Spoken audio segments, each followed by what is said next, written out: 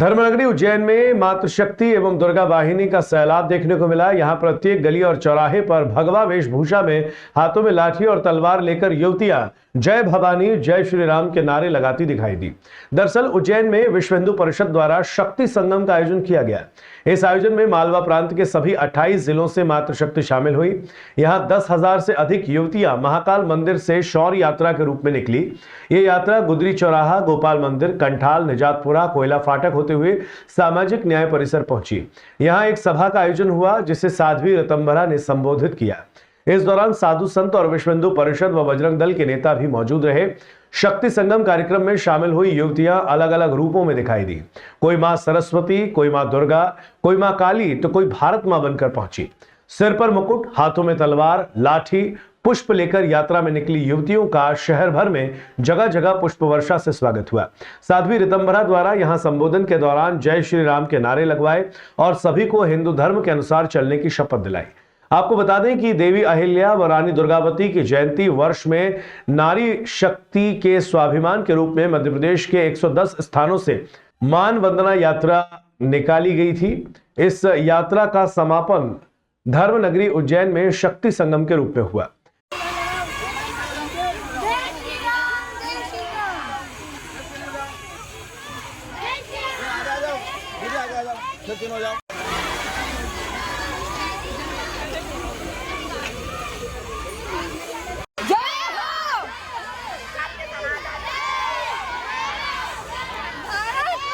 लोकमाता अहिल्याबाई होलकर और रानी दुर्गावती जी की जन्म शताब्दी पर आज विश्व हिंदू परिषद मातृशक्ति दुर्गा वाहिनी मालवा प्रांत द्वारा लगभग 25,000 बहनों का संगम महाकाल लोक में हुआ है। अत्यंत हर्ष का विषय है कि हमारी कल्पना से भी ज्यादा बहनों ने इसमें सहभागिता करी है।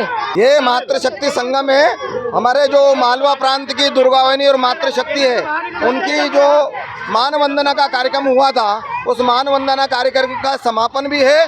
और मालवा प्रांत की जो मातृशक्ति है, उनका शक्ति प्रदर्शन है कि हिंदू महिलाएं अब जाग चुकी है हिंदुत्व की रक्षा के लिए, धर्म की रक्षा के लिए, देश की रक्षा के लिए और संस्कृति के लिए रक्षा के लिए। ये जो भारत माता का उद्घोष इसी बात का प्रतीक है। और ये यात्रा यही संदेश देने के लिए है कि महिलाएं अब अबला नहीं है, अब सबला है, ये दुर्गा है।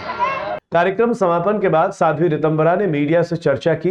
यहां चर्चा के दौरान उन्होंने कहा कि देश धर्म पर जो चुनौतियां हैं उसे हम स्वीकार करते हैं।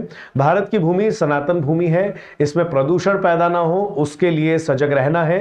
बांग्लादेश जैसी घटनाओं को देखकर ये लगता है कि स्त्रियों को स्वयं सशक्त होना होगा, अपनी रक्षा स्वयं करनी होगी। प्रियंका गांधी द्वारा सांसद में फिलिस्तीनी व बांग्लादेश के समर्थन का बैग ले जाने पर कहा कि प्रियंका गांधी दोगले विचारधारा की है। मंदिरों के आसपास गैर हिंदुओं की दुकानों को लेकर कहा कि गैर हिंदुओं की दुकानें होने से हमारी पवित्रता खंडित होती है, इसलिए हमारे तीर्थ और देवस्थानों को गैर हिंदुओं से मुक्त करना चाहिए। गैर हिंदुओं के साथ विवाह करने वाली अभिनेत्री को लेकर कहा कि ऐसी अभिनेत्री हमारा आदर्श नहीं हो सकती। वहीं करीना कपूर पर सीधे आरोप लगाते हुए कहा कि जिस तैमूर ने देश के मान सम्मान को मिट्टी में मिलाया, स्त्रियों के साथ बलात्कार किया, मंदिर तोड़े, ऐसे तैमूर के नाम पर अपने बच्चों का नाम रखना हमारे स्वाभिमान को सीधे तौर पर चुनौती है। देखिए, संस्कारों का प्रबल होना बहुत जरूरी है। ऐसे दुष्टों को बहुत कठिन कठोर दंड मिलना चाहिए और घर घर के अंदर एक संस्कारों का वातावरण बनना चाहिए। इस प्रकार की जो घटनाएं होती है, जो महिलाओं के साथ अत्याचार होते हैं, वो राजनीति की भेंट चढ़ जाते हैं, राजनीति हो जाती है उन पर। उन राजनेताओं को क्या कहेंगे आप? देखिए, राजनेता थोड़ी हमारी रक्षा करेगा। हमें अगर अन्याय हो रहा है तो अन्याय का विरोध संगठित होकर करना है। राज्य अपना काम करता है, राष्ट्र अपना काम करेगा। और स्त्री ना अबला है ना असहाय है, वो स्वयं सिद्धा है, सक्षम है। आज आपने यहाँ दुर्गाओं के जोश को देख लिया है, तो अपनी रक्षा स्वयं करेगा हिंदू समाज, और उसमें अग्रणी भूमिका निभाएगी सनातनियों की मातृशक्ति। बिल्कुल नहीं अधिकार होना चाहिए। हमारे जो तीर्थ स्थान है, हमारे जो आराध्यों के स्थान है, उनके आसपास हिंदू समाज का ही व्यापार चलना चाहिए, बाकी चीज़ें होनी चाहिए। विधर्मियों का कोई अधिकार नहीं। अगर आप चले जाओ हज करने और आप अगर मुसलमान नहीं है तो आपको वहाँ प्रवेश नहीं मिलेगा। तो हमारे यहाँ इतनी छूट दे दी गई। और सबसे दुर्भाग्यपूर्ण है कि लोग छदम नाम से ये सब कर रहे हैं। हमारे यहाँ जब देवों की आराधना की जाती है, वहाँ खान पान की पवित्रता सबसे महत्वपूर्ण बात होती है। तो जब वो व्यवस्था विधर्मियों के हाथ है, तो कौन गारंटी देगा कि उस खान पान में पवित्रता है कि नहीं। इसीलिए ये तुरंत परिभाव से ये होना चाहिए। हमारे सभी तीर्थों पे, सभी धर्म स्थानों पे विधर्मियों का क्या मतलब, जो भगवान को भगवान नहीं मानते, भारत भूमि को माँ नहीं मानते, और जिनकी विचित्र विचित्र चीज़ें हैं, वो थूकते हैं, किस किस तरह की उनकी हरकतें हैं, वो देख के लगता है कि ये बिल्कुल उचित नहीं है। और इसके लिए तुरंत प्रभाव से ये कार्य होना चाहिए। हमारे तीर्थ निरापद कर दो, हमारे देवस्थानों के आसपास हमारे आराध्य के भक्ति होने चाहिए। देखिए, वो कोई हमारी आदर्श नहीं है। हमारे आदर्श हैं जो देश की देवियां हैं, जो देश की नारियां हैं, जिनकी चर्चा अभी हम कर रहे थे।